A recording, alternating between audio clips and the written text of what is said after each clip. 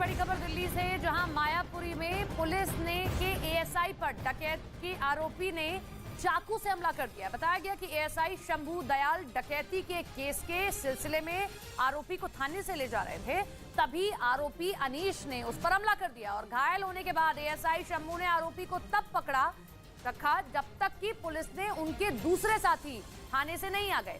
हमले के बाद एएसआई शंभू को अस्पताल में भर्ती कराया गया है। आरोपी को गिरफ्तार कर केस दर्ज कर लिया गया है।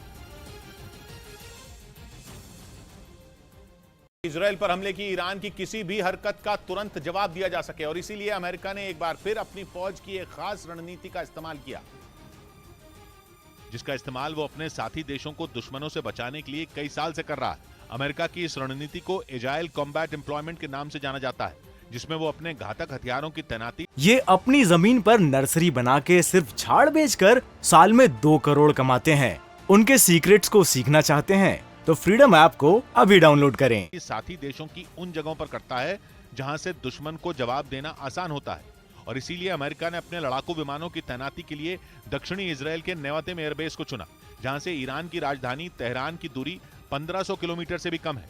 मतलब यह कि ईरान ने इजराइल पर हमला किया तो अमेरिकी लड़ाकू विमान तेजी से उस तक पहुंच जाएंगे और ईरान पर बमों की बारिश करके वहां तबाही मचा देंगे। इजराइल की मीडिया के मुताबिक इसकी तैयारी के लिए अमेरिका और इजराइल इसी हफ्ते एक मिलिट्री ड्रिल भी शुरू करेंगे, जिसमें अमेरिका के F-15 के साथ ही इजराइल में मौजूद F-35 फाइटर जेट हिस्सा लेंगे। F-35 भी अमेरिका का ही लड़ाकू विमान है जिसे इजराइल ने खरीदा है। खबर के मुताबिक इस ड्रिल में गल्फ स्ट्रीम G550 विमान को भी शामिल किया जाएगा। इस विमान को दुनिया के आधुनिक जासूसी विमानों में एक माना जाता है। इजराइल की सेना ने दावा किया कि अमेरिका के साथ उसका सैन्य अभ्यास ईरान के काफी करीब किया जाएगा, जबकि इससे पहले पिछले साल नवंबर में भी अमेरिका और इजराइल ने एक बड़ी ड्रिल की थी। उस वक्त दोनों देशों की सेनाओं ने ईरान के एयरबेस और सैनिक ठिकानों के कई नकली टारगेट को तबाह करने का अभ्यास किया था। इधर सुप्रीम कोर्ट ने इलाहाबाद हाई कोर्ट के उस फैसले पर रोक लगा दी जिसमें बिना ओबीसी आरक्षण के जल्द निकाय चुनाव करने का आदेश दिया गया था, जिसे यूपी सरकार ने सुप्रीम कोर्ट में चुनौती दी थी। सरकार की याचिका पर सुनवाई करते हुए अदालत ने हाई कोर्ट के फैसले पर रोक लगा दी। इस मामले में नोटिस जारी कर यूपी सरकार से 3 हफ्ते में जवाब मांगा गया। इस बीच क्रिकेटर ऋषभ पंत को सर्जरी के लिए एयरलिफ्ट कर देहरादून से मुंबई भेज दिया गया। ऋषभ पंत पिछले 6 दिन से देहरादून के अस्पताल में भर्ती थे, जहां से उन्हें मुंबई के अस्पताल में शिफ्ट किया गया।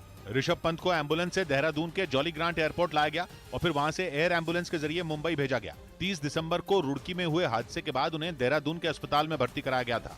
उधर नए साल में एंट्री करने से पहले तुर्की ने अपने एक एयर डिफेंस सिस्टम की कामयाब टेस्ट फायरिंग करके ग्रीस को फिर तेवर दिखा दिए। कहा जा रहा है कि तुर्की का खुद का बनाया यह सिस्टम रूस के S-400 मिसाइल सिस्टम को टक्कर देगा और S-400 की गिनती दुनिया के सबसे ताकतवर और आधुनिक एयर डिफेंस सिस्टम में होती है। यानी तुर्की की तैयारी हथियारों की दुनिया में एकदम बेस्ट बनने की है ताकि ग्रीस जैसे दुश्मन उसके आगे चूं तक न कर सके। बीते कुछ वक्त से तुर्की एक से बढ़कर एक हथियार बनाने में लगा है। उसका बारकताश ड्रोन यूक्रेन के मैदान में अपना लोहा मनवा ही चुका है और अब खबर है कि तुर्की ने 30 दिसंबर को मिसाइलों को भेजने वाले सिपर नाम के अपने एयर डिफेंस मिसाइल सिस्टम का सफल टेस्ट किया।